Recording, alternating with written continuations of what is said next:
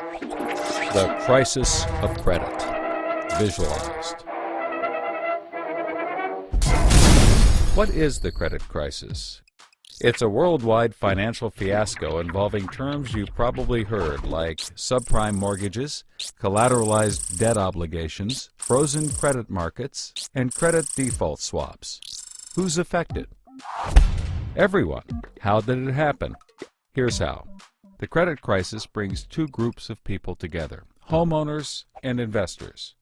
Homeowners represent their mortgages, and investors represent their money. These mortgages represent houses, and this money represents large institutions like pension funds, insurance companies, sovereign funds, mutual funds, etc. These groups are brought together through the financial system, a bunch of banks and brokers commonly known as Wall Street. While it may not seem like it, these banks on Wall Street are closely connected to these houses on Main Street. To understand how, let's start at the beginning. Years ago, the investors are sitting on their pile of money, looking for a good investment to turn into more money. Traditionally, they go to the U.S. Federal Reserve, where they buy treasury bills, believed to be the safest investment. But in the wake of the dot-com bust in September 11th, Federal Reserve Chairman Alan Greenspan lowers interest rates to only 1% to keep the economy strong. 1% is a very low return on investment, so the investors say, no thanks. On the flip side, this means banks on Wall Street can borrow from the Fed for only 1%. Add to that general surpluses from Japan, China, and the Middle East, and there's an abundance of cheap credit. This makes borrowing money easy for banks and causes them to go crazy with leverage. Leverage is borrowing money to amplify the outcome of a deal. Here's how it works. In a normal deal, someone with $10,000 buys a box for $10,000. He then sells it to someone else for $11,000. For a $1,000 profit, a good deal.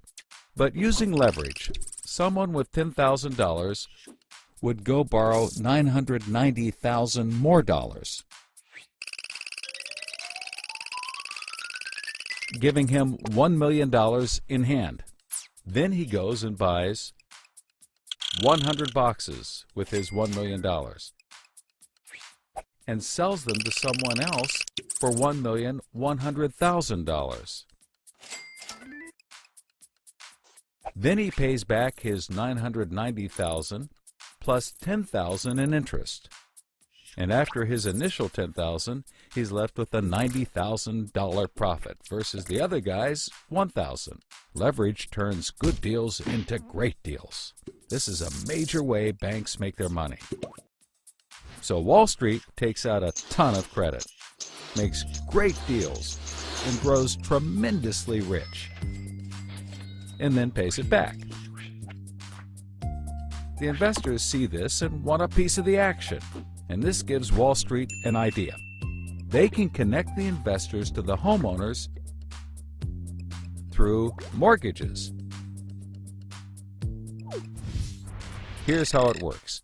A family wants a house, so they save for a down payment and contact a mortgage broker. The mortgage broker connects the family to a lender who gives them a mortgage. The broker makes a nice commission. The family buys a house and becomes homeowners. This is great for them because housing prices have been rising practically forever. Everything works out nicely. One day, the lender gets a call from an investment banker who wants to buy the mortgage. The lender sells it to him for a very nice fee. The investment banker then borrows millions of dollars and buys thousands more mortgages and puts them into a nice little box. This means that every month he gets the payments from the homeowners of all the mortgages in the box. Then he sicks his banker wizards on it to work their financial magic, which is basically cutting it into 3 slices: safe, okay, and risky. They pack the slices back up in the box and call it a collateralized debt obligation, or CDO. A CDO works like 3 cascading trays. As money comes in, the top tray fills first, then spills over into the middle, and whatever is left into the bottom. The money comes from homeowners paying off their mortgages. If some owners don't pay and default on their mortgage, less money comes in and the bottom tray may not get filled. This makes the bottom tray riskier and the top tray safer. To compensate for the higher risk, the bottom tray receives a higher rate of return, while the top receives a lower, but still nice return. To make the top even safer, banks will insure it for a small fee called a credit default swap. The banks do all of this work so that credit rating agencies will stamp the top slice as a safe, AAA rated investment, the highest, safest rating there is. The OK slice is BBB, still pretty good, and they don't bother to rate the risky slice. Because of the AAA rating, the investment banker can sell the safe slice to the investors who only want safe investments. He sells the OK slice to other bankers, and the risky slices to hedge funds and other risk takers. The investment banker makes millions. He then repays his loans. Finally, the investors have found a good investment for their money, much better than the 1% Treasury bills. They're so pleased they want more CDO slices.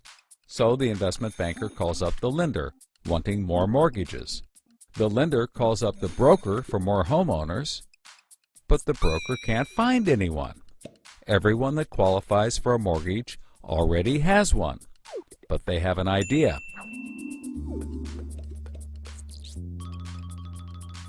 When homeowners default on their mortgage, the lender gets the house, and houses are always increasing in value. Since they're covered if the homeowners default, lenders can start adding risk to new mortgages, not requiring down payments, no proof of income, no documents at all. And that's exactly what they did.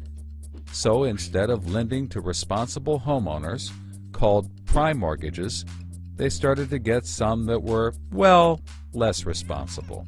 These are subprime mortgages. This is the turning point.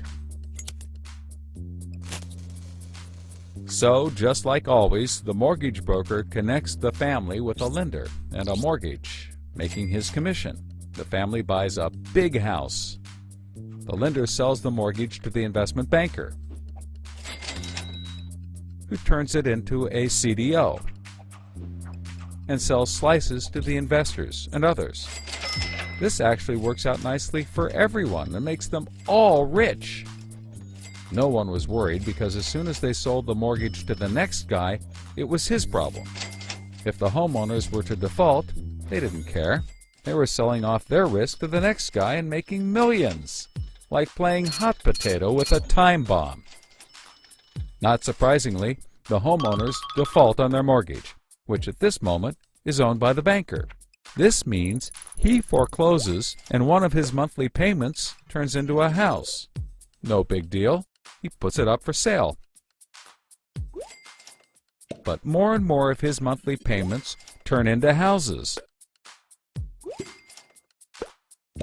Now there are so many houses for sale on the market, creating more supply than there is demand, and housing prices aren't rising anymore. In fact, they plummet. This creates an interesting problem for homeowners still paying their mortgages.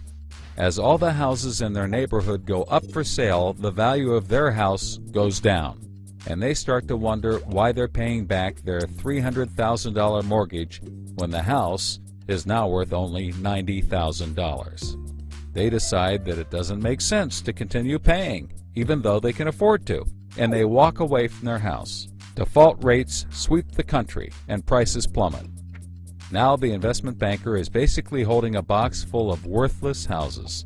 He calls up his buddy the investor to sell his CDO, but the investor isn't stupid and says, no thanks. He knows that the stream of money isn't even a dribble anymore. The banker tries to sell to everyone, but nobody wants to buy his bomb. He's freaking out because he borrowed millions, sometimes billions of dollars to buy this bomb, and he can't pay it back. Whatever he tries, he can't get rid of it. But he's not the only one. The investors have already bought thousands of these bombs. The lender calls up trying to sell his mortgage, but the banker won't buy it, and the broker is out of work. The whole financial system is frozen, and things get dark.